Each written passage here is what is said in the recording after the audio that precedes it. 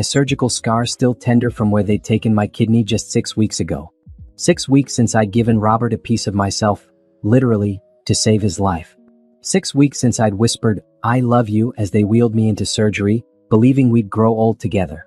Now I was staring at legal documents that called our 8-year marriage irreconcilable differences.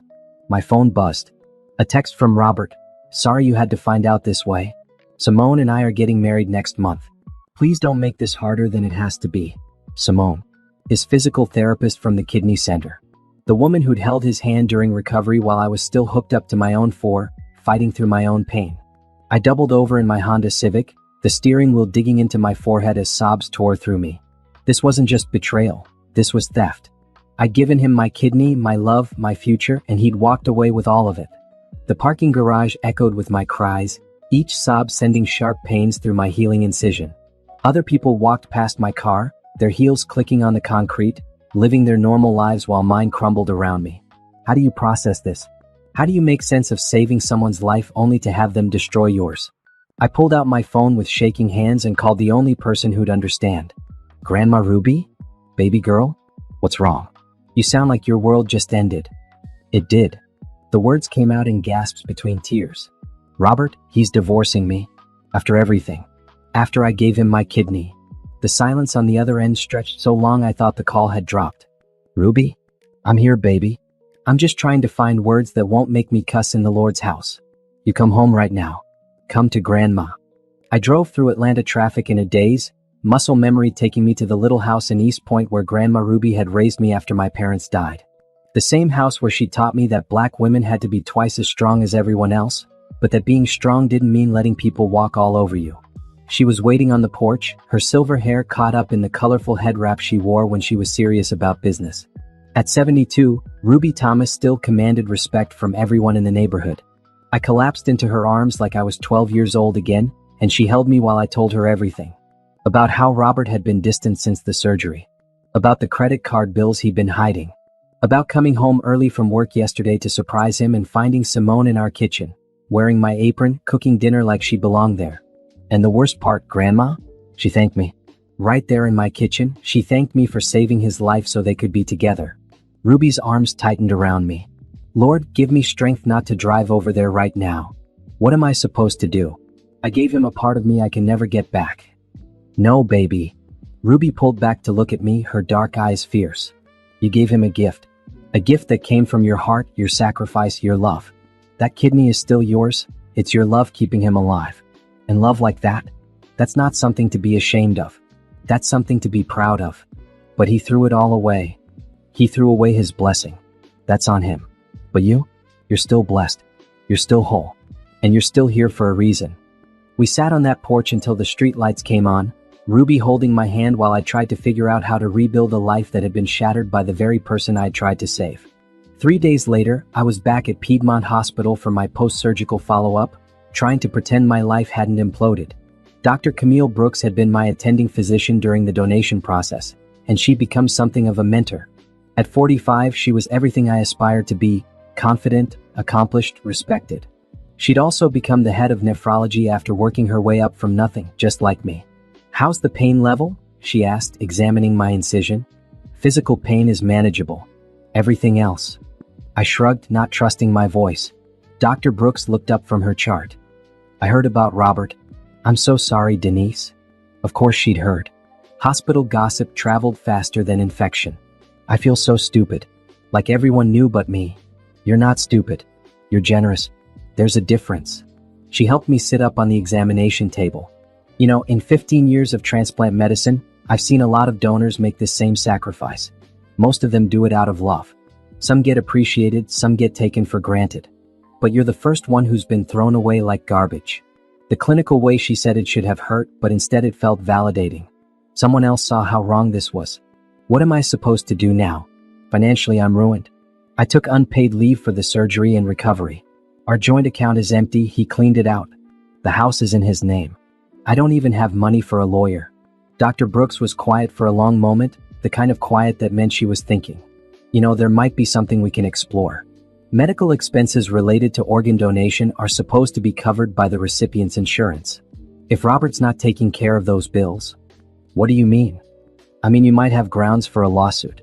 Not just for the divorce, but for medical fraud, abandonment of financial responsibility, maybe even intentional infliction of emotional distress. Hope flickered in my chest. But I can't afford a lawyer. Let me make some calls. I know people who handle cases like this. Pro bono work for organ donors who've been mistreated. She scribbled something on her prescription pad. In the meantime, I have an offer for you.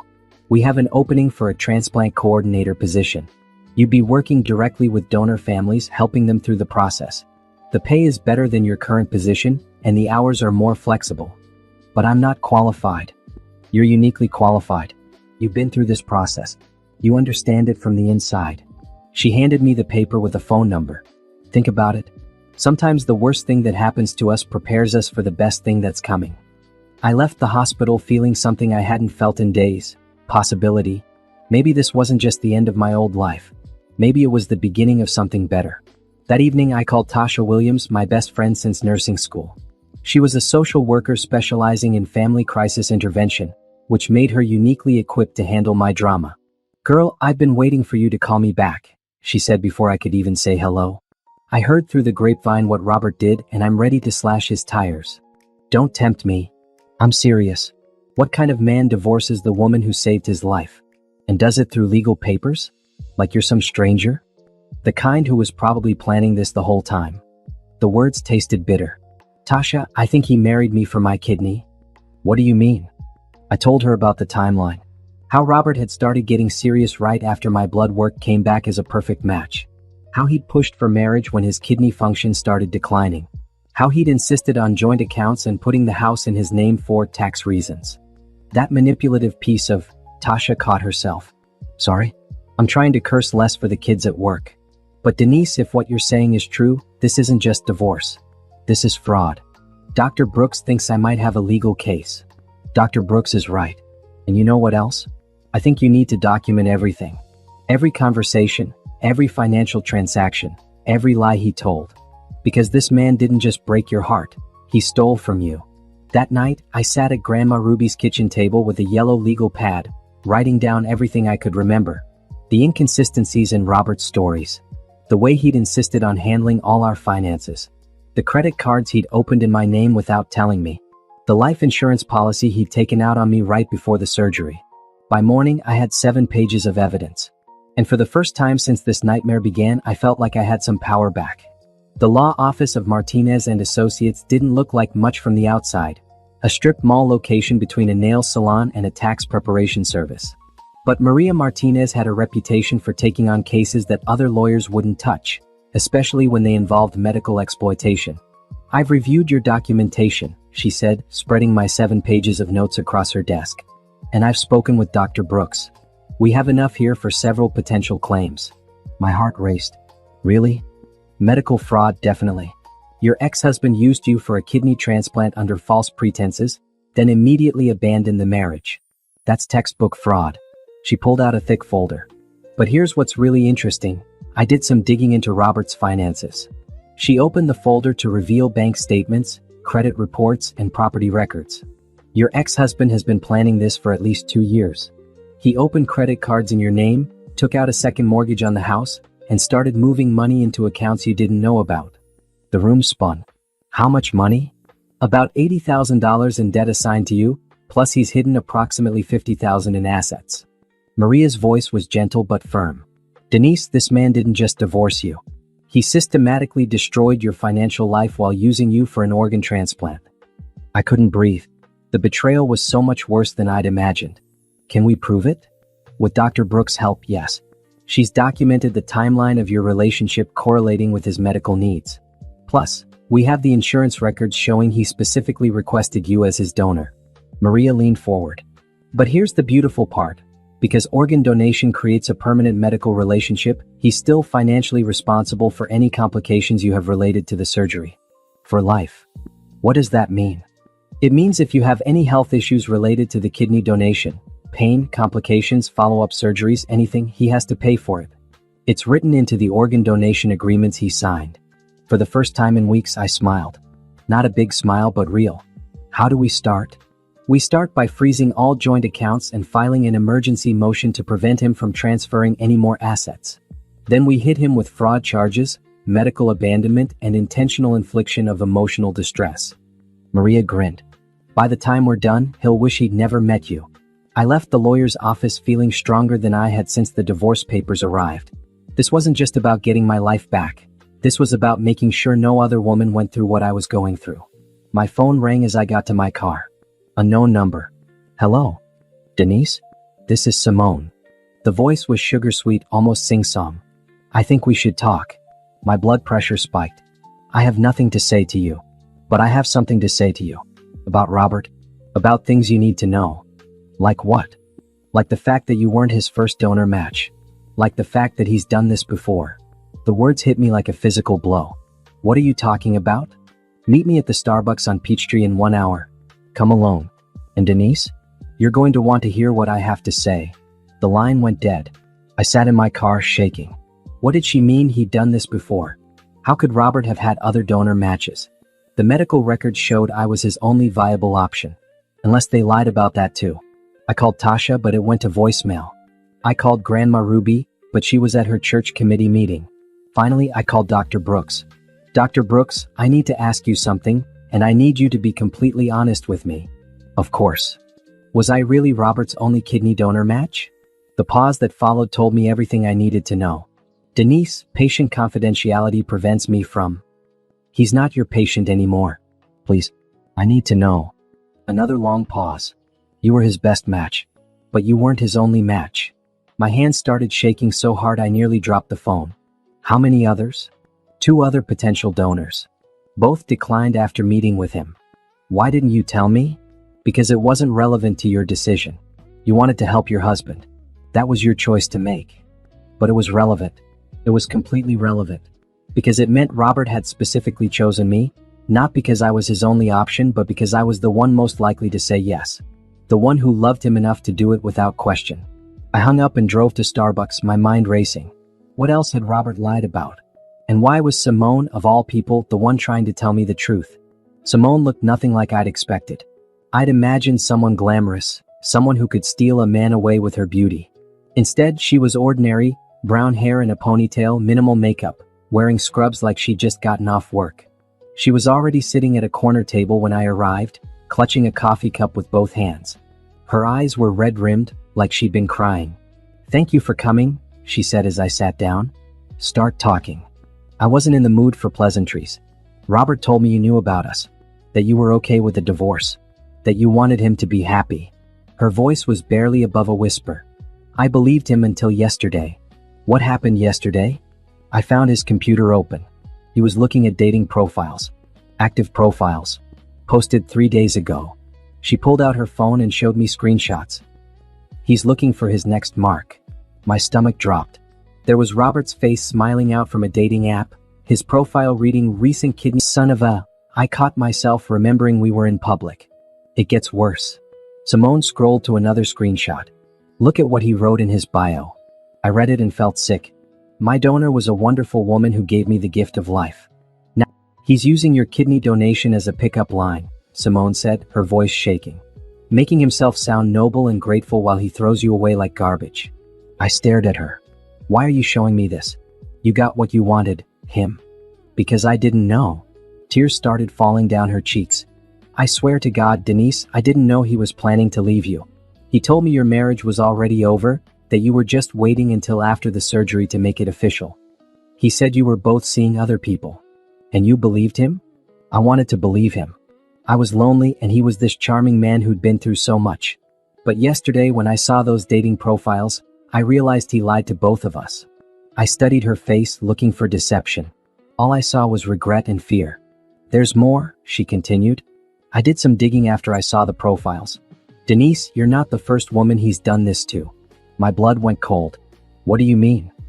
His first wife, Jennifer. They divorced 5 years ago, right after she donated bone marrow to him when he had cancer. The coffee shop around us seemed to fade away. He had cancer? Lymphoma. Jennifer donated bone marrow, saved his life, and he divorced her 6 months later. Cleaned out their accounts and left her with all the medical debt. I couldn't speak. This was a pattern. Robert was a predator who specifically targeted women willing to save his life, then discarded them once he got what he needed. How do you know this? I hired a private investigator yesterday. After seeing those dating profiles, I got scared. I thought, if he could lie to you about our relationship, what was he lying to me about? She pulled out a manila folder. Here's everything my PI found. Jennifer's contact information, court records from their divorce, medical records showing the bone marrow donation. I opened the folder with trembling hands. There it all was, documented proof that Robert Thompson was a serial predator who used his medical conditions to manipulate women into saving his life, then financially destroyed them. Jennifer wants to talk to you, Simone said. She's been waiting 5 years for another victim to come forward. She tried to warn people, but no one believed her. They thought she was just a bitter ex-wife. Why are you helping me? Simone wiped her eyes. Because I realized I'm not his girlfriend. I'm his next victim. And after you, there'll be another one and another one. This has to stop. I looked at this woman who'd been sleeping in my bed, cooking in my kitchen, stealing my husband, and felt something unexpected, compassion. She'd been manipulated too. What do you want to do? I asked. I want to help you destroy him, she said, her voice getting stronger. I want to make sure he never does this to another woman. And I want to help you get back everything he stole from you. Starting with what? Starting with this. She pulled out a key. Robert gave me a key to a storage unit where he's been hiding things. Financial documents, personal items he took from your house, some things that belong to Jennifer. He's been keeping trophies. The word trophies sent chills down my spine. This wasn't just fraud, it was psychological torture on a level I'd never imagined. I took the key. When? Tonight. I'll text you the address. And Denise? Bring your lawyer. We're going to need evidence that will hold up in court. As I drove home, I called Maria Martinez and told her everything. By the time I finished, she was practically shouting with excitement. Denise, this changes everything. We're not just talking about divorce fraud anymore. We're talking about a pattern of criminal behavior that spans multiple victims. This is going to be a federal case. Federal? Mail fraud, wire fraud, insurance fraud, medical fraud, all federal crimes. And with multiple victims across state lines, the FBI is going to be very interested in Robert Thompson. For the first time since this nightmare began, I felt something powerful growing inside me. Not just anger or hurt, but purpose. This wasn't just about getting my life back anymore.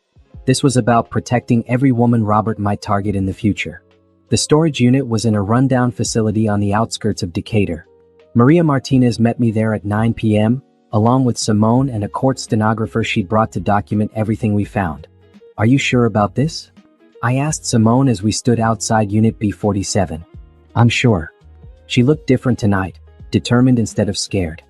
He gave me this key thinking I'd never use it. He doesn't know I figured him out. The metal door rolled up with a screech, and Maria shined her flashlight inside. What we saw made us all step back in shock. The unit was organized like a twisted museum. File boxes labeled with women's names.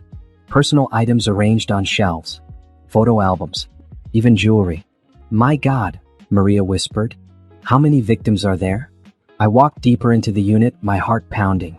The first box was labeled, Jennifer, Bone Marrow 2019. Inside were financial documents, medical records, and personal photos. At the very bottom was a small velvet jewelry box containing what looked like an engagement ring.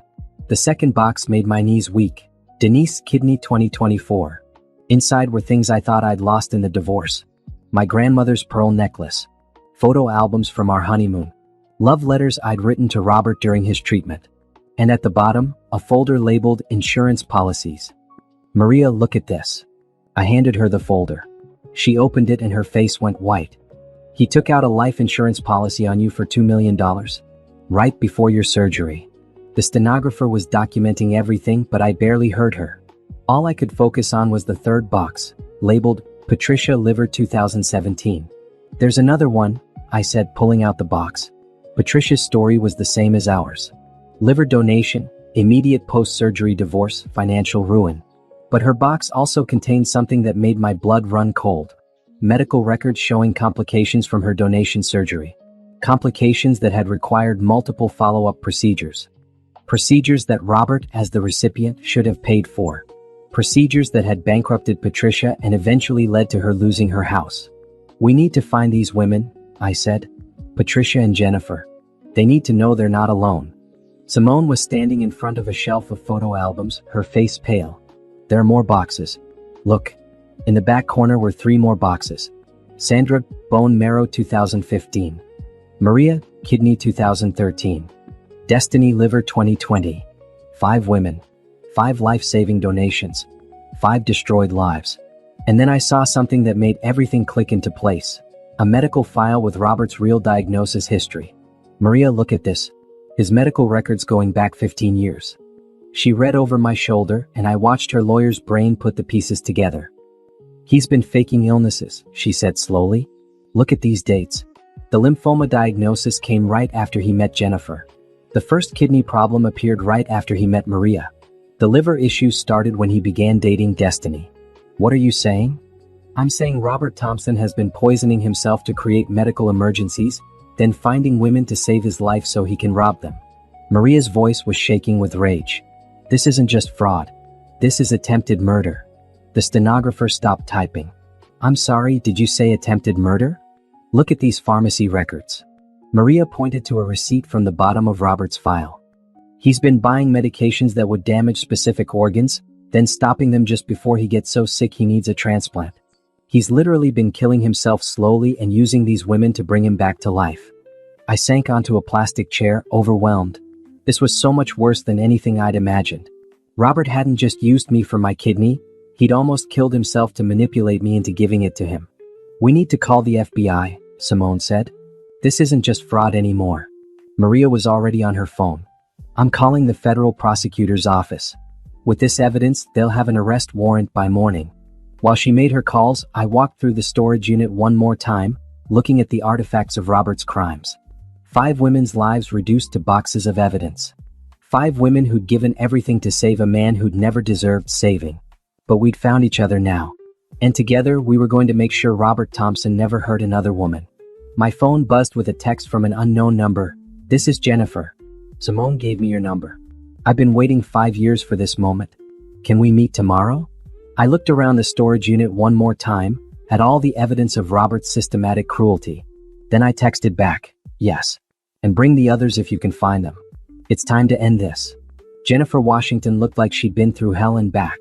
At 39, she had the kind of exhaustion in her eyes that comes from years of fighting battles alone. We met at a small diner in East Point, not far from Grandma Ruby's house. I thought I was crazy, were the first words out of her mouth. For 5 years, I thought I was the crazy ex-wife who couldn't let go. You're not crazy, I said, sliding into the booth across from her. You were the first survivor. She smiled, but it was a sad smile. Survivor. I like that better than victim. We ordered coffee and she told me her story. How she'd met Robert at a cancer support group, not as a patient but as a volunteer. How he'd charmed her with his bravery in facing lymphoma. How she'd offered to get tested as a bone marrow donor and turned out to be a perfect match. The surgery was rough, she said, stirring sugar into her coffee. Bone marrow donation is no joke. But I did it because I loved him and I thought he loved me. When did he change? Right after the transplant took. Literally the day his doctor said the cancer was gone, he started becoming distant. Started working late, started picking fights. I thought it was post-trauma stress. How long before he left? 6 months. And just like with you, he cleaned out our accounts and left me with all the medical debt. She reached into her purse and pulled out a thick folder. But unlike you, I hired a private investigator right away. I've been tracking him for 5 years. She opened the folder to reveal photographs, financial records, and what looked like surveillance reports. Jennifer, this is incredible. It's my life's work. After Robert destroyed me, I made it my mission to document everything he did. I knew he'd do it again and I wanted to be ready. She pointed to a timeline she'd created. Look at this pattern. The timeline was meticulous. Every relationship Robert had been in for the past 10 years, correlated with medical diagnoses and donor surgeries. It was a predator's playbook. I tried to warn Destiny when I found out he was dating her, Jennifer continued. She wouldn't listen. Thought I was just jealous. I tried to warn you too, but I couldn't find a way to contact you that didn't sound crazy.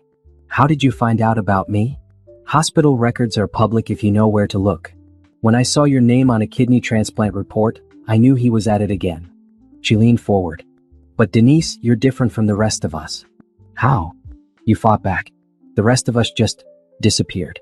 We were so broken and ashamed that we crawled away and tried to rebuild in silence. You got a lawyer. You're making noise. You're not going away quietly. The bell above the diner door chimed and 3 women walked in. They looked around uncertainly until Jennifer waved them over. "Patricia, Sandra, and Maria," Jennifer said as they approached our table. "I found them." Patricia was in her early 40s, a teacher from Alabama who'd driven up for this meeting. Sandra was younger, maybe 28, with the kind of nervous energy that comes from trauma. Maria was around my age, a dental hygienist who'd moved to Florida after Robert destroyed her life. We pushed 2 tables together and ordered more coffee. Then one by one they told their stories. Patricia had donated part of her liver to Robert in 2017. The surgery complications had required 3 additional operations, all of which Robert was legally obligated to pay for. He'd divorced her instead and disappeared, leaving her with hundreds of thousands in medical debt. Sandra had donated bone marrow in 2015. She'd been only 23, fresh out of college, working as a physical therapist. Robert had convinced her they were soulmates, married her 6 months after they met, then left her ruined and alone. Maria had been Robert's second kidney donor. She'd met him in 2013, when she was going through a difficult divorce and was emotionally vulnerable. He'd love-bombed her, married her quickly, and discarded her just as fast. "The pattern is always the same," Jennifer said when everyone had finished sharing. "He targets women who are either naturally nurturing or going through emotional trauma. He studies us, figures out exactly what we need to hear, then becomes that perfect man until he gets what he needs." "But why?" Sandra asked, the question we'd all been wondering. "Why go through all this trouble? There are easier ways to steal money from people." Jennifer opened another folder. "Because it's not just about money. Look at these psychological evaluations I had done." She'd hired a forensic psychologist to analyze Robert's behavior pattern. The report was chilling. "He's a psychological sadist," Jennifer read from the report. "The organ donation creates the ultimate power dynamic. His victims literally give him life, then he takes everything else from them. It's not enough for him to steal money, he needs to break them completely. But it's more than that," Maria added. "Every single one of us has something else in common. We're all Black women." The table went quiet. It was true. Looking around at the 5 of us, the racial pattern was undeniable. "He specifically targets Black women," Patricia said slowly, "because he knows the system won't believe us when we try to get help. Who's going to take the side of a bitter Black ex-wife over a sick white man? And Black women are raised to be caregivers," Sandra added, "to put everyone else's needs before our own. We're the perfect victims for someone like him." I looked around the table at these incredible women who'd been broken by the same monster, who'd survived and found each other. We weren't just victims, we were warriors. "So what do we do now?" I asked. Jennifer smiled, and this time it reached her eyes. "Now we destroy him. Together." The FBI field office in Atlanta was nothing like I'd expected. Instead of the dramatic, high-tech headquarters from TV shows, it was a bland government building with fluorescent lights and outdated furniture.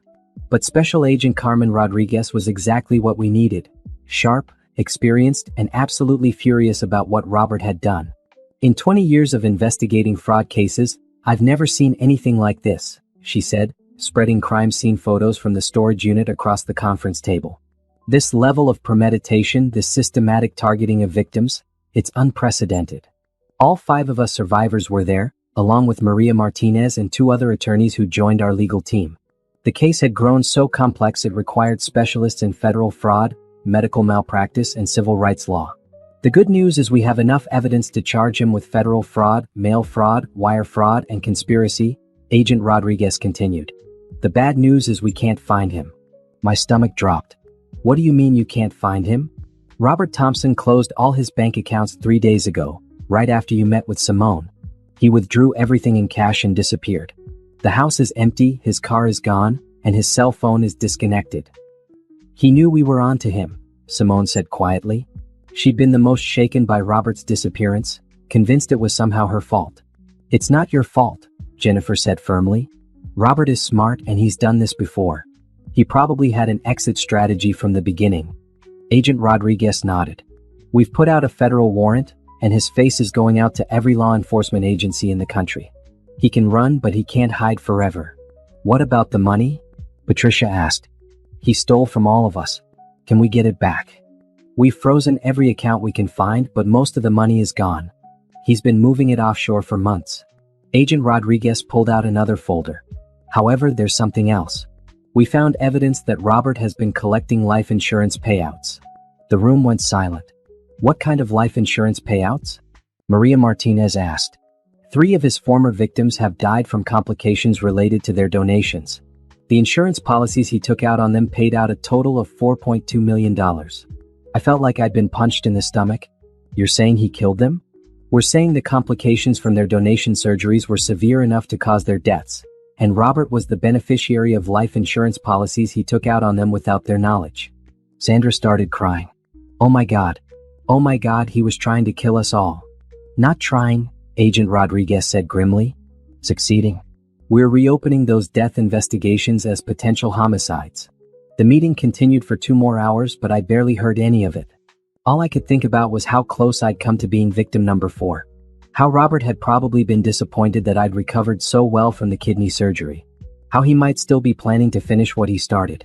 When we left the FBI office, the 5 of U.S. survivors decided to stick together. It wasn't safe for any of us to be alone while Robert was still out there.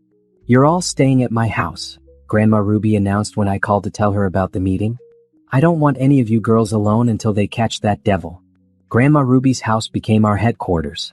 Jennifer set up her investigation materials in the spare bedroom. Patricia worked with the attorneys on financial recovery.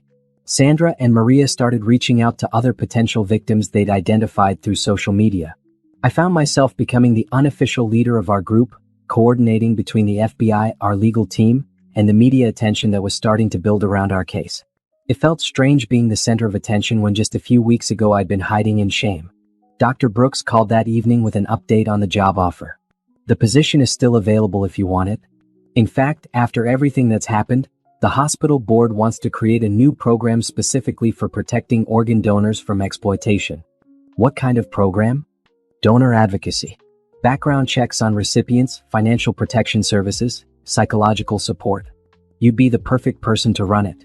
It was tempting, but I couldn't think about the future while Robert was still out there. Can I give you an answer after he's caught? Of course. But Denise, you should know that what you've done, bringing these women together, fighting back instead of disappearing, you've probably saved lives. There are other women out there who were going to be Robert's next victims, and now they're safe because of you. That night, as we all sat around Ruby's kitchen table sharing stories and planning our next moves, I realized something had fundamentally changed inside me. The broken, ashamed woman who'd sat crying in a hospital parking garage was gone.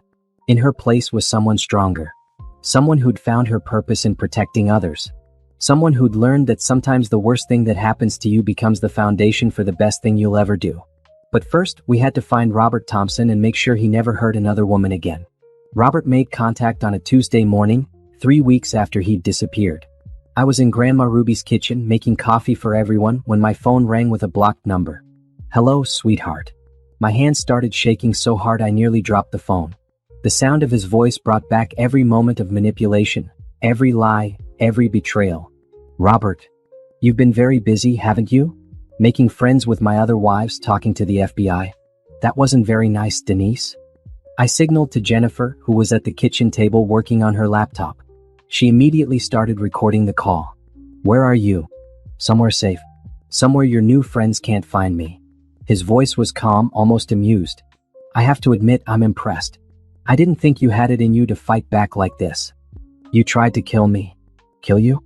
Sweetheart, I saved your life. Before me, you were just another lonely nurse going nowhere. I gave you purpose. I gave you meaning. You should be grateful. The narcissism was breathtaking. Even now, even with everything exposed, he still believed he was the victim. You poisoned yourself to manipulate me into giving you my kidney. I created opportunities for us to bond. There's a difference. He paused. But you didn't appreciate the gift I gave you, did you?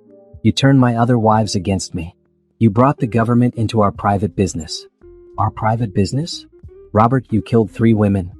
3 women who couldn't handle the stress of post-surgical complications. Not my fault they were weak. Jennifer had called Agent Rodriguez, who was now listening on speakerphone while trying to trace the call. What do you want, Robert? I want you to call off the dogs. Tell the FBI you made everything up. Tell your lawyer friends you changed your mind. Make this all go away and I'll disappear forever. And if I don't? Then I'll have to protect myself. And protecting myself means making sure none of you can testify against me. The threat was clear. He was planning to kill us. You can't run forever. Can't I? I have money, fake IDs, and a very specific skill set when it comes to making people disappear. The only reason you're still alive is because I'm giving you a chance to do the right thing.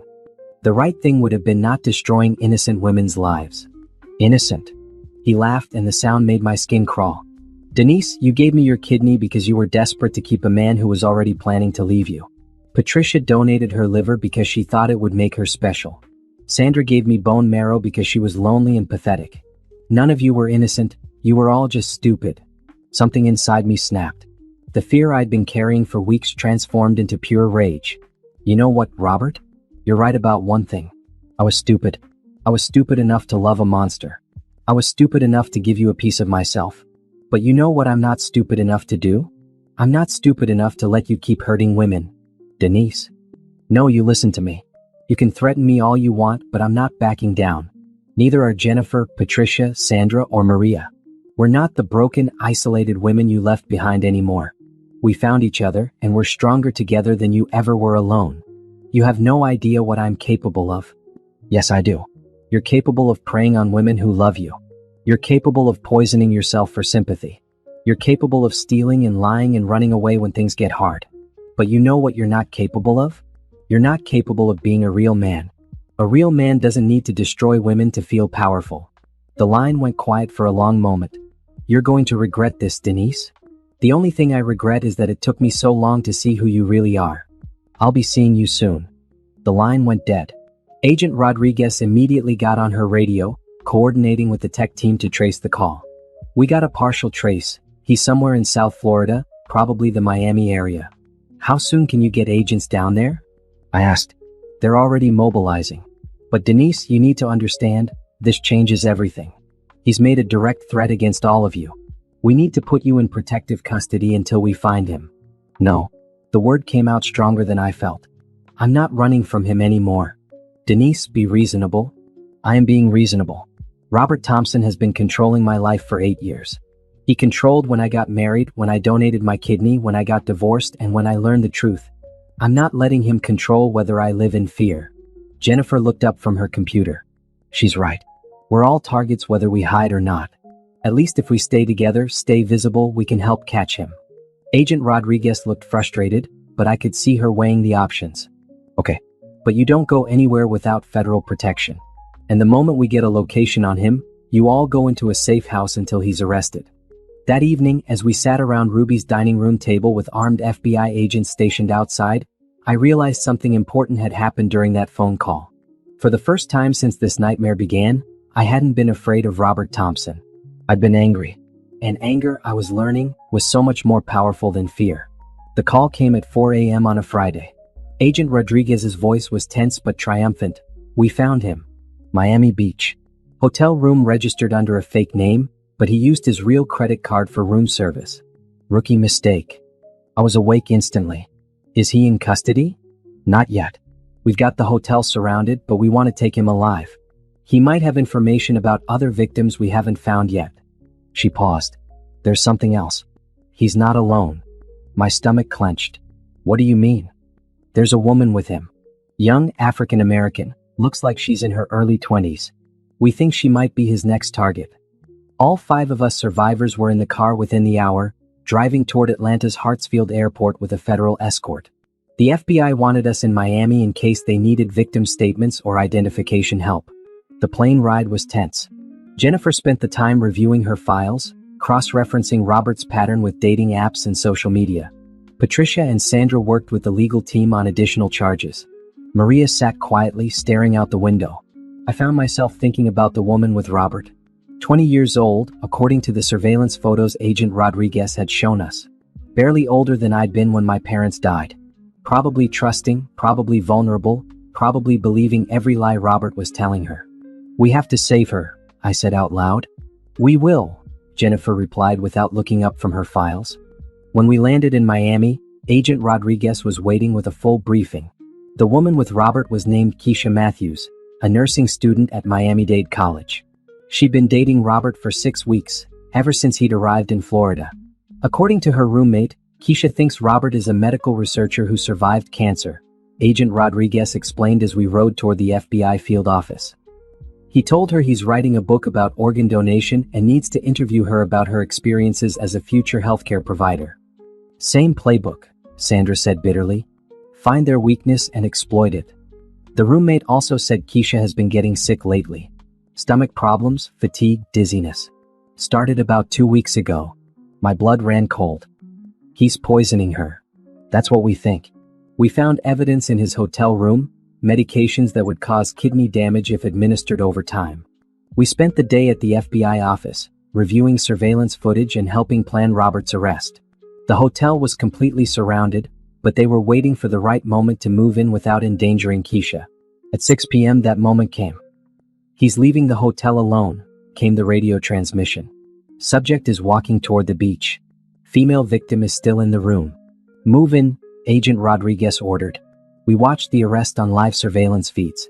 Robert Thompson, the man who destroyed so many lives, taken down by a SWAT team on a Miami Beach sidewalk. He didn't resist, just stood there with his hands up, looking more annoyed than afraid. But even in handcuffs, he was still Robert. Still charming, still manipulative. I could see him talking to the agents, probably trying to convince them this was all a misunderstanding. Can we see him? I asked Agent Rodriguez. That's not a good idea. I need to see him. We all do. We need to look at him and know that he can't hurt anyone else. An hour later, we were in the observation room of the FBI field office, looking through one-way glass at Robert Thompson in an interrogation room. He looked smaller than I remembered, less powerful. Just a sad, middle-aged man in an orange jumpsuit. He looks pathetic, Patricia said. He always was pathetic, Jennifer replied. We just couldn't see it because we were looking at him through love. Agent Rodriguez entered the interrogation room with another agent. They started going through the charges, multiple counts of fraud, conspiracy, insurance fraud, mail fraud, wire fraud, attempted murder. Robert's lawyer was trying to get him to stay quiet, but Robert couldn't help himself. He started talking, trying to justify his actions, trying to make himself look like the victim. These women knew what they were getting into, he said. Organ donation is always a risk. I never forced anyone to do anything. You systematically poisoned yourself to create medical emergencies, Agent Rodriguez replied. You manipulated vulnerable women into major surgery, then financially destroyed them. I gave them purpose. Before me, they were nobody special. I'd heard enough. I asked Agent Rodriguez if I could go in. Denise, that's really not. Please. I need to face him. I need him to see what he didn't destroy. 5 minutes later, I was sitting across from Robert Thompson for the first time since he'd served me divorce papers. He looked at me with that same charming smile that had once made my heart race. Hello, sweetheart. You look good. Strong. I'm strong. Thanks to you. I don't understand. You broke me down so completely that I had to rebuild myself from nothing. And when I did, I built something you could never destroy. I leaned forward. I built the sisterhood of survivors who will make sure you never hurt another woman. Denise, you're taking this too personally. Robert, shut up. The words came out calm and clear. For 8 years, you had power over me. You don't anymore. You're going to prison for the rest of your life, and I'm going to use every day of my freedom to help other women avoid monsters like you. His smile faltered for the first time. You can't. I can. And I will. Because that's what strong women do, Robert. We protect each other from predators like you. I stood up to leave but turned back one more time. Oh, and Robert? Your kidney? The one I gave you? Every day it keeps you alive in prison will be a reminder that a woman you destroyed is still out there, stronger than ever, making sure you can never hurt anyone again. I walked out of that room feeling lighter than I had in months. Behind me, I could hear Robert yelling, but his words had no power over me anymore. The monster was caged, and I was finally free.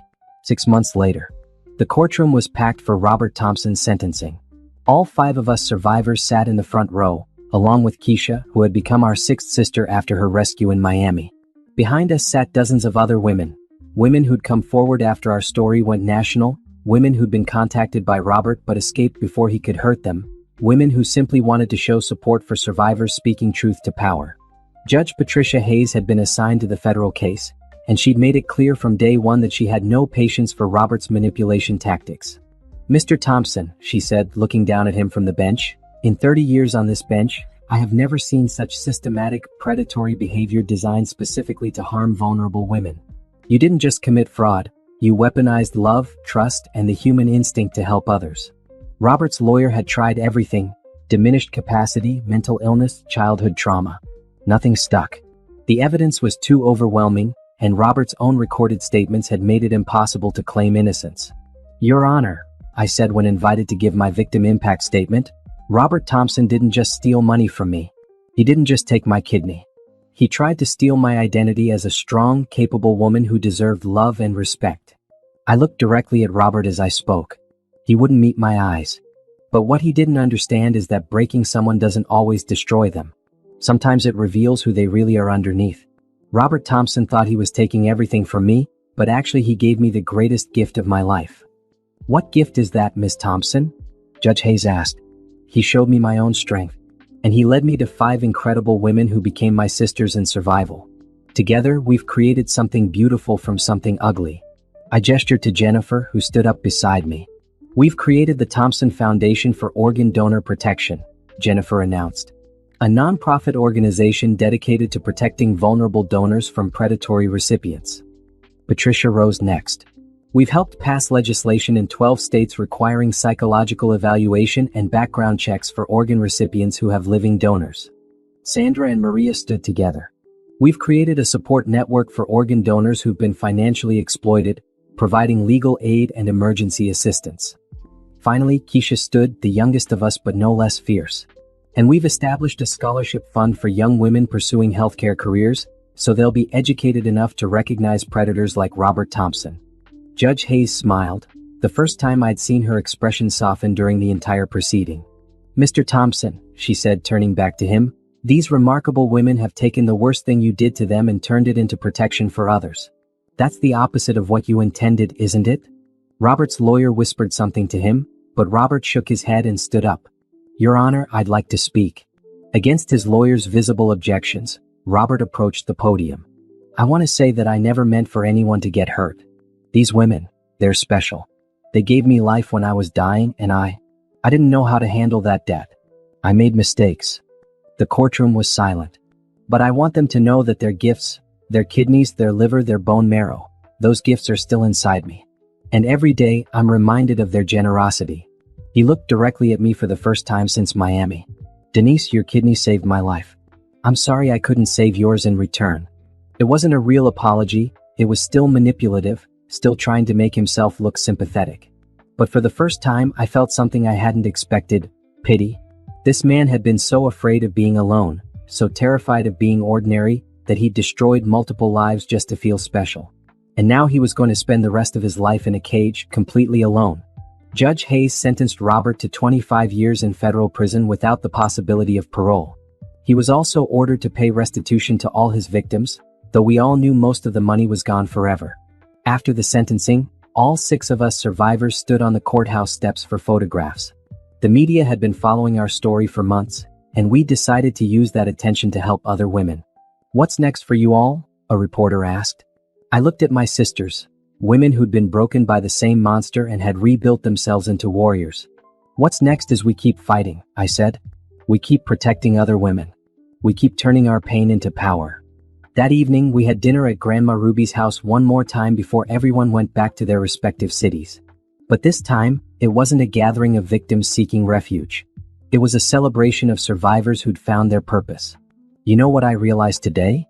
I said as we sat around Ruby's dining room table. Robert thought he was writing our stories. He thought he was the main character and we were just supporting players in his drama. But he was wrong, Jennifer said, raising her glass of sweet tea. We were always the main characters in our own stories. He was just a chapter we had to get through. A really awful chapter, Sandra added, laughing. But not the ending, Patricia said firmly. Definitely not the ending, Keisha agreed. Dr. Brooks had called earlier that day with an update on the donor advocacy program at the hospital. It was expanding nationally, and they wanted me to head up the entire initiative. Are you going to take it? Ruby asked. I looked around the table at these incredible women who'd become family, at the grandmother who'd taught me to be strong, at the life I'd built from the ashes of the one Robert had tried to destroy. Yes, I said. I'm going to take it. We're going to make sure no woman ever goes through what we went through. And if someone does, Maria said, they'll know they're not alone. Because we'll be there. As I drove home that night to my new apartment, small but mine, paid for with my new salary and the settlement money we'd recovered, I thought about the woman I'd been 6 months ago. Broken, ashamed, hiding in a hospital parking garage. That woman was gone. In her place was someone stronger, someone with purpose, someone surrounded by a sisterhood that couldn't be broken. My phone buzzed with a text from an unknown number. "Hi, my name is Angela. I saw your story on the news. I think my boyfriend might be doing something similar to what Robert did to you. Can you help me?" I pulled over and typed back immediately, "Yes. You're not alone. Call me." Because that's what survivors do. We reach back and pull the next woman to safety. Robert Thompson had tried to write a story about a predator who destroyed women's lives. Instead, he'd written a story about 6 women who refused to stay broken, who found each other in the darkness, and who turned their pain into protection for others. That was the story that would matter. That was the story that would last.